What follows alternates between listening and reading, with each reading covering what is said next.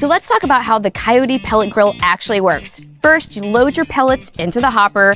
From there, the Smart Drop technology drops the pellets in. It knows exactly how many pellets to add based on what mode you're in.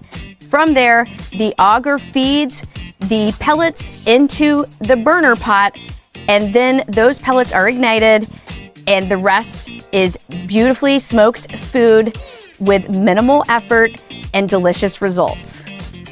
All right, so let's talk about pellets, which fuel your pellet grill.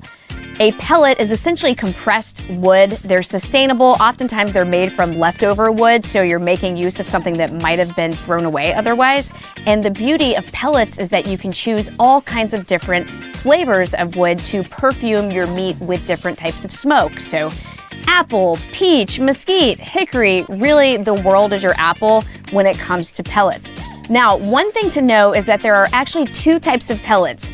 Food grade pellets meant for fueling pellet grills, and also just the pellets that are meant for running things like indoor fireplaces. So just make sure when you buy your pellets that you're buying the right kind, the kind that you want to fuel your pellet grill.